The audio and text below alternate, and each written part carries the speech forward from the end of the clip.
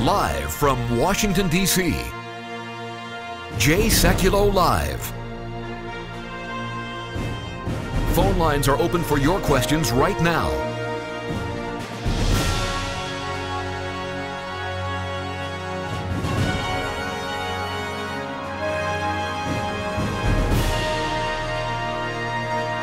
And now, Chief Counsel for the American Center for Law and Justice, Sekulow. Hi, everybody. Welcome to day 3 on this case involving Pastor Andrew Brunson. And we're doing this today, and I'll tell you the reason why. We're about to go into the period of time where we are preparing witnesses for testimony. CeCe Holler, Senior Counsel, is going to talk about that and address it. But I just want to let you know that while it may not be on the news every day after today, the ACLJ, the American Center for Law and Justice, and our affiliates around the globe are working to secure the release of this pastor. So there's a lot of work going on that you're not going to probably be reading about or hearing over the next couple of weeks as we prepare for the next phase of this sham trial, which is what it is. I want to be clear on this, and I know we've had a lot of calls about this. Is there any chance that he would be acquitted? I mean, there's always a chance, but I don't think that's reality. This is a political move by Turkey, and we need to respond with diplomatic force in a very aggressive way. So let me give you the latest update on this, because I think it's important for you to understand where it is. So we were on the broadcast yesterday talking about the status of the case, the fact that the case has now been reset for a May date, May 7th. No guarantee, by the way, that the Turks will keep that into the bargain, whether they actually bring the pastor to trial. But I will tell you, the pastor is in desperate shape, as you can imagine. So I want to first talk about his emotional state. As you can imagine, after a year and a half in jail, and the judge at the end of the proceedings makes the statement is, "What would you like us to do?" Basically, CeCe, that's what he said.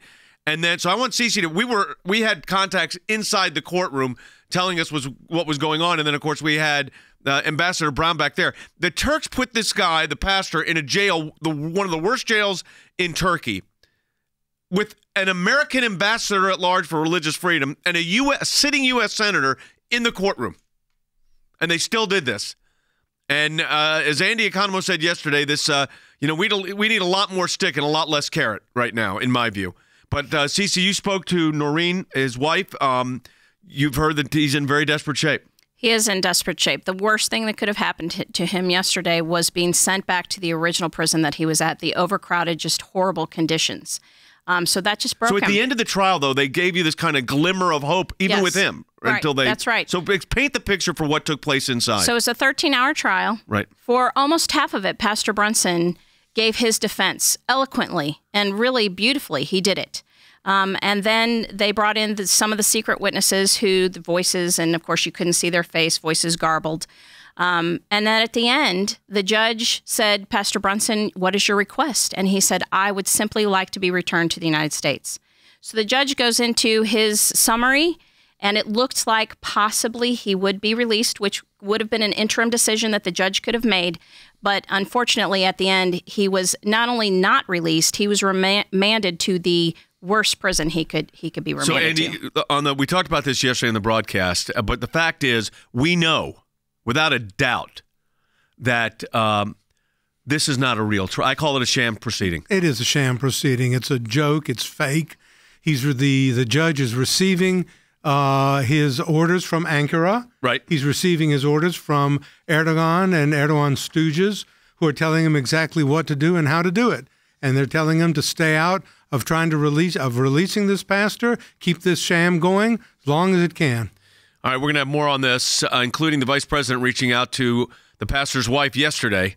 More on this, again, working tirelessly to secure his release. So pray for our legal team, but also pray for this pastor more important than anything else. And we'll give you an update on that in a moment.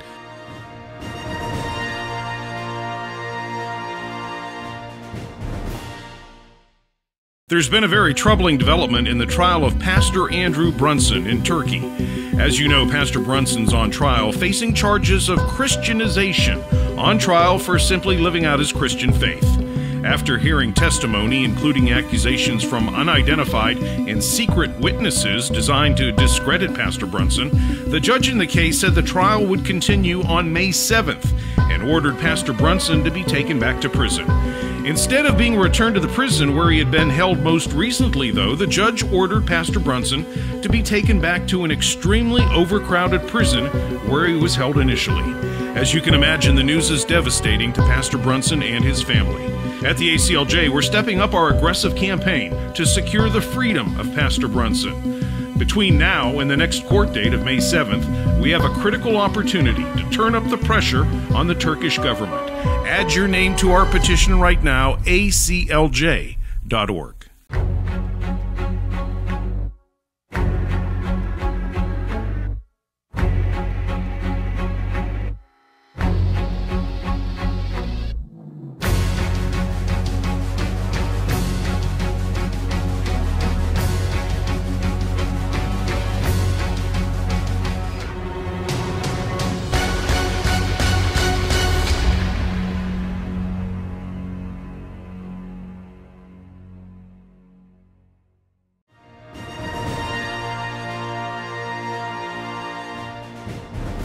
Welcome back to the broadcast, everyone. This is our probably final day of major coverage until we get closer to the trial in the case involving Andrew Brunson. Let me give you an update here. And CC Howe, senior counsel, is with me, as well as senior counsel Andy Economo, Dr. Andrew Economo. Let me say this first. The vice president reached out to Noreen, that's the wife of the pastor, late yesterday afternoon. What was the context of that discussion? Yes, he made a personal phone call where he expressed his deepest concern, as well as the president's deepest concern, and promised to continue pressing for his release.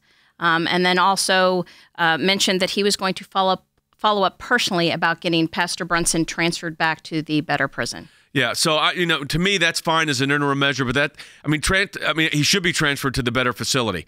But that's not a solution to this. I mean, let's not lull into that. I mean, I appreciate what the vice president's saying. He's right. We need to get him into an interim situation that's better, but they need to release this American pastor. And that's exactly what we have. We have on the phone right now with us the pastor's daughter, Jacqueline. Jacqueline, I know you've been talking with your family about what's your sense of this. I know it's a very difficult time for your father and your mother and for your entire family. Tell us what your sense is. Honestly, right now, the whole family is pretty disappointed. We'd had our hopes up for my dad being released yesterday, and when that didn't happen, and then he was moved to this overcrowded prison that had been really a hard place for him to be before. It's just a crushing blow to the family right now. I think it's important for our audience, both on TV, radio, or that are listening to us around the country, around the world, actually, what your family was doing in Turkey, because these charges they have are just totally false. But what was your family doing in Turkey for 23? You grew up in Turkey, basically. Yeah, I grew up in Turkey. My parents were there. They lived there for 23 years before all of this happened. And they ran a church. They had different ministries, like a house of prayer. And their whole life was dedicated to leading people to Christ and sharing the gospel and showing people God's love. That was their life's work. That's why they were in Turkey. You know, Andy, you've talked about this, that, I mean, we call the charge Christianization because that's what's actually in the indictment. That's correct. But this pastor, and we got his daughter on the phone, Jacqueline, has been engaged in ministry for 23 years. You're a member of the Greek Orthodox Church, which has been engaged in Turkey for a long time. Clerics cannot even wear their clerical garb in public in Turkey. No. Under the rules that have been set by the regime in Turkey, a Greek Orthodox priest, and remember, this was the heart of the Eastern Roman Empire. Christianity was St. Paul's footsteps are followed as we go through Asia Minor. Priests are not allowed to wear their robes, their cassocks in public.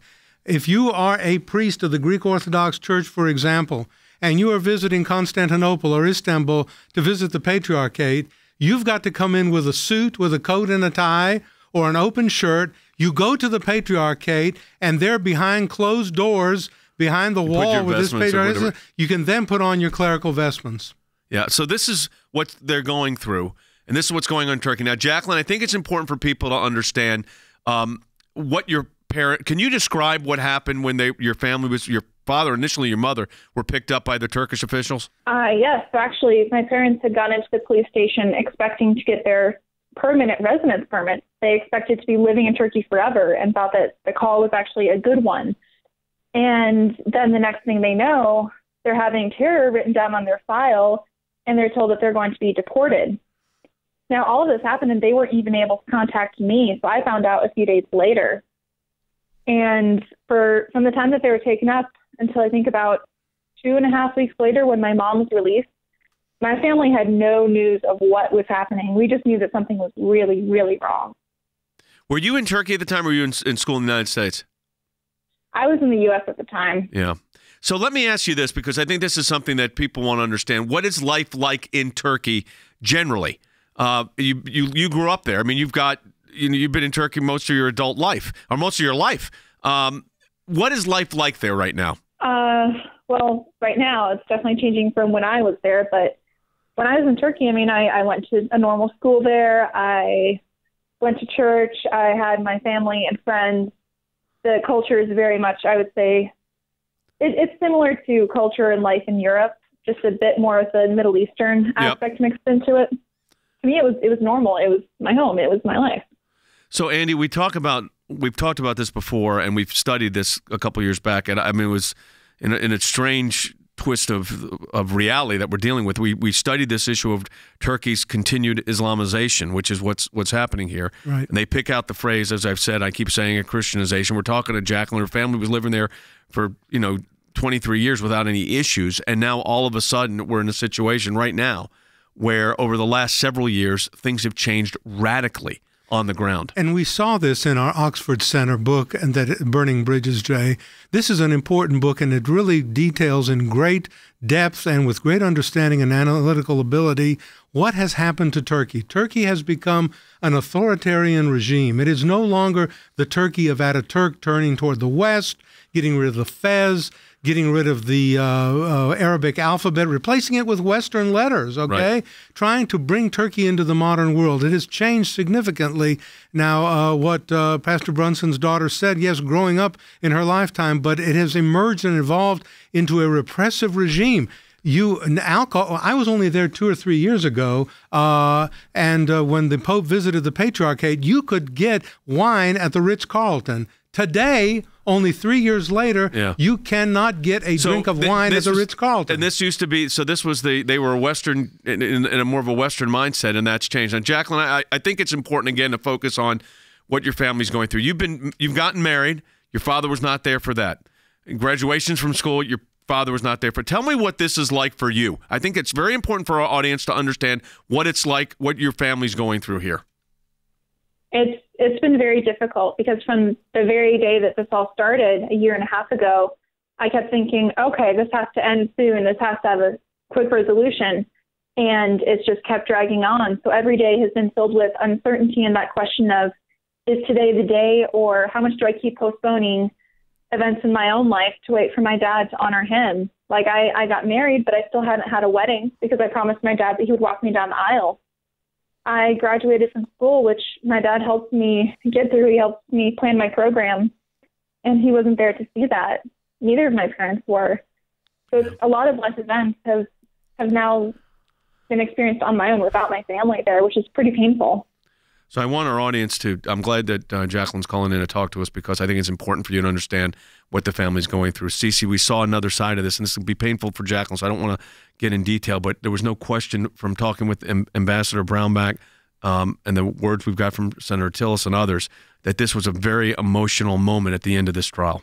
It was, Pastor Brunson. The day one of the trial. Absolutely. He was distraught and hopeless. And like Jacqueline shared, he is now back in the prison where he lost the 50 pounds, where the days were dark for him there. And, after he was transferred, at least he got back a little bit of hope. And now he's right back in the situation that just drained him and almost destroyed him. Yeah, so this is the reality on the ground. Jacqueline, I know you probably have spoken with your mother since at least the first day of this trial is over. What was your sense there? I know this is very tough for her. I would say, I only talked to my mom for 5 minutes because it was a really long trial, and getting there and getting back took a lot of time, and it was just an emotionally draining day. But what I got from that is it was difficult for my dad. It was difficult for my mom having to sit through that, listen to these accusations, and then my dad being sent back to this overcrowded prison. I was told that that's when he really broke down. He'd held up pretty well throughout the rest of it, but that's when he really felt crushed. Yeah. Even going back to this place, it was so difficult for him. Yeah, let me go to Than Benner, our Director of Governmental Affairs. Than, the urgency situation here now is acute. I mean, there's no question about it. What are you hearing right now? But also, we've got to, this has got to be we've got to get into a different dialogue with Turkey on this. You just have to. You heard it right there from Jacqueline, I think, Jay. I think the United States sent a message by sending Ambassador Brownback and Senator Tillis to be in the room. But here's the reality. Turkey sent a message right back by sending Pastor Brunson back to this prison. So, Jay, to me, the answer is very simple. It's unequivocal. This would be the worst time for the United States to stand down. They have got to stand up. I will tell you, the fact that the vice president has already reached out and called Noreen, I think, is a great sign that they are going to do just that. But look, it can't be just the president and the vice president and the ambassador. It has got to be both houses of Congress. It's got to be the House and the Senate. It's got to be all layers of government. Jay, the United States government, over this next 3 weeks, they must speak with one voice on behalf of an innocent citizen who is imprisoned on the other side of the world. That's the only answer here. Jacqueline, let me ask you this, or let me tell you this. We've got everybody that's listening to this broadcast around the world is praying for you and your family, for your dad and for your mom and for your entire family. And know we are working aggressively to secure his release, doing everything we can, but praying that we get the result here, that is the release of your father from captivity. So please let your family know we're not only continuing, we're doubling our efforts on this case for your family. Thanks for being with us. My family thanks you all so much. Thank you. All right, Jacqueline. Jacqueline's the daughter of Pastor Andrew Brunson. Hey, folks, this is pray for the release of this pastor. We're doing everything we can legally. We need a miracle here. This is a situation where, we've been in this situation before in other cases. This is as dire as anyone we've been in. We really need your help on this. Pray for this pastor and his family. We'll be back with more in a moment.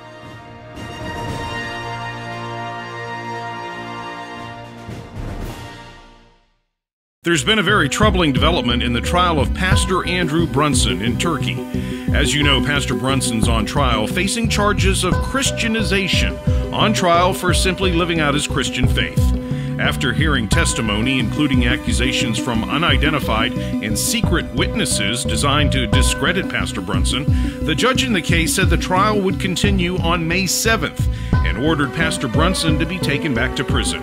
Instead of being returned to the prison where he had been held most recently, though, the judge ordered Pastor Brunson to be taken back to an extremely overcrowded prison where he was held initially. As you can imagine, the news is devastating to Pastor Brunson and his family. At the ACLJ, we're stepping up our aggressive campaign to secure the freedom of Pastor Brunson.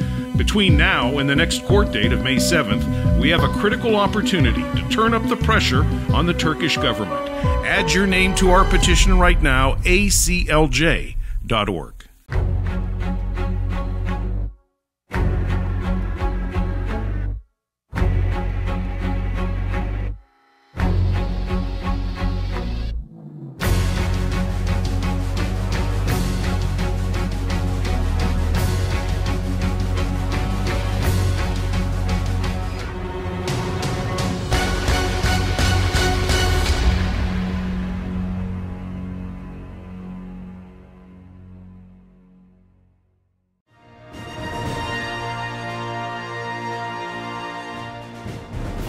Hey, welcome back to the broadcast, everyone. We just heard from Jacqueline, Pastor Andrew Brunson's daughter. And this situation is, as I said, is dire, and we're doing everything we can. I'm going to go right back up to Washington. Than, there was an ambassador for the United States in the courtroom. There was embassy staff in the courtroom. There was a sitting U.S. senator in the courtroom. International press, I'm holding a stack of international press, were there in force. And the end result is the Turks send him to a prison that's worse, as if to send a message back to the United States. It was to send a message back to the United States, Jay, because all of that you talked about happened after the President of the United States talked to the President of Turkey and after the Vice President engaged specifically. Look, this was a political message, and so the United States needs to respond in a political fashion. And what do I mean by that? There are a lot of levers, a lot of leverage that can be used. It starts with small things like dollars to Turkey. It also involves security partnerships and the rest.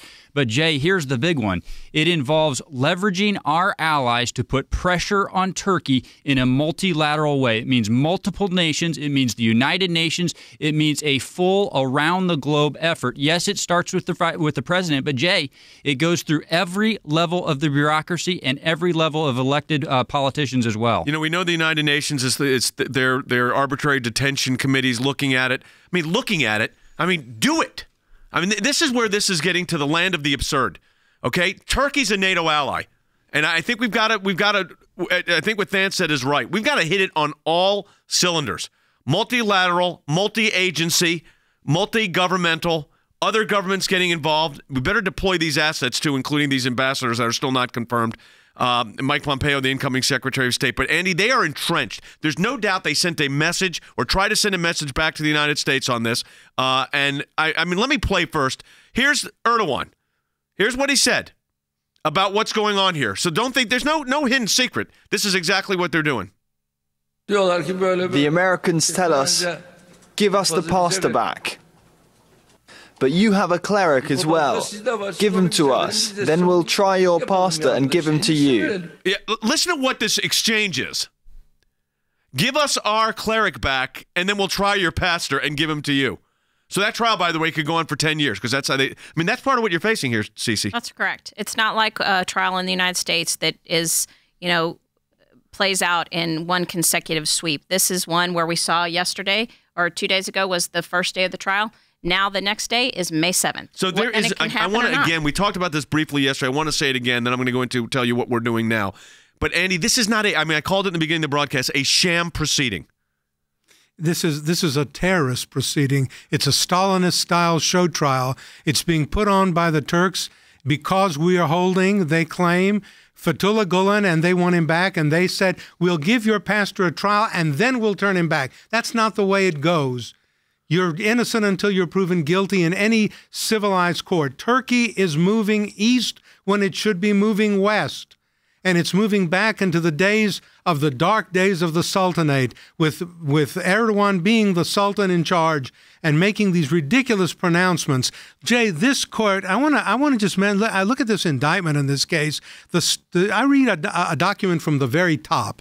Republic of Turkey, the Office of Chief Public Prosecutor, Terror and Organized Crime Bureau. A pastor, an American Protestant pastor who has been in Turkey for 23 years, who was not even there when the coup against Erdogan was generated, who then went back, is now being accused of crimes, including Christianization. What a terrible crime that is, of course, by the Terror and Organized Crime Bureau of the Turkish government. How ridiculous is that? It's absurd, but what we've got to do now as we work on the multilateral aspect of this and we work on the governmental aspect is we also have to prepare for this sham trial. It is a sham trial. So, Cece, I think it's important we've got almost a dozen witnesses that you're dealing with across the globe, literally. Yes. And these witnesses so far are coming. What are you? Let people understand what you're doing, what the process is here. Even though this trial we know is a sham, we still have to put up the evidence. Right.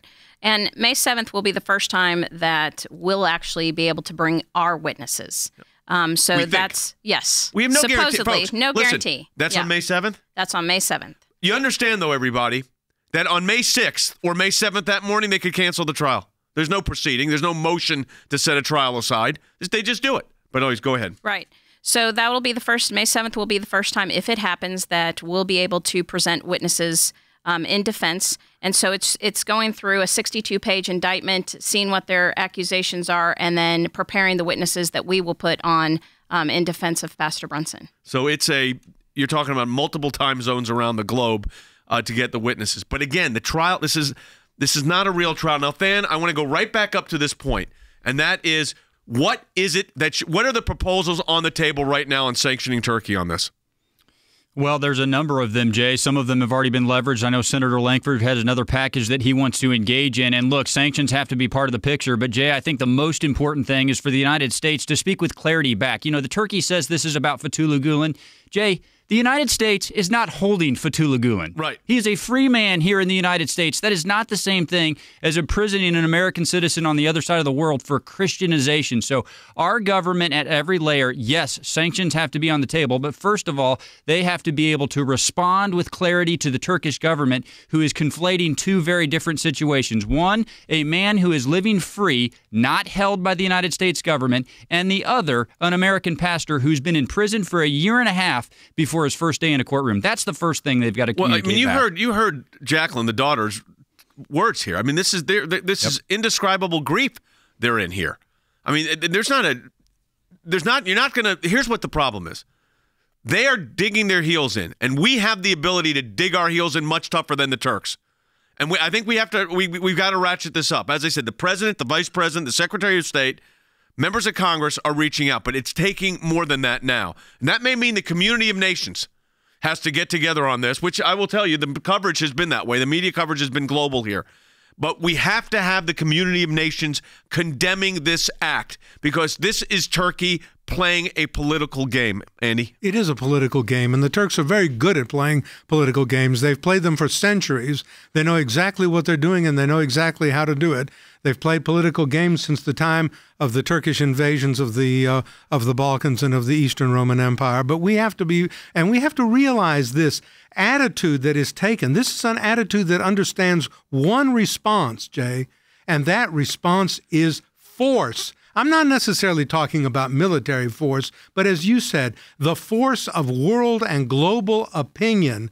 What Chancellor Merkel did when they imprisoned the German. Journalist. She said, "You want him out? You want missiles? You get him out. Otherwise, no missiles."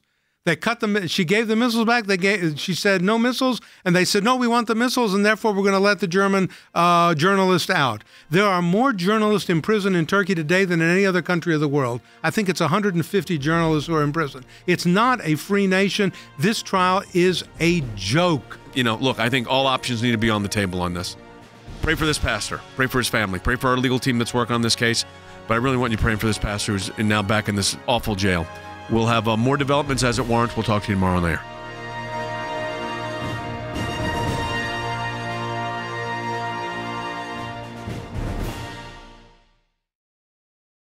There's been a very troubling development in the trial of Pastor Andrew Brunson in Turkey. As you know, Pastor Brunson's on trial facing charges of Christianization, on trial for simply living out his Christian faith. After hearing testimony, including accusations from unidentified and secret witnesses designed to discredit Pastor Brunson, the judge in the case said the trial would continue on May 7th and ordered Pastor Brunson to be taken back to prison.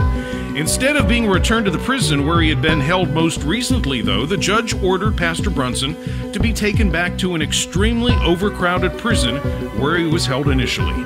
As you can imagine, the news is devastating to Pastor Brunson and his family.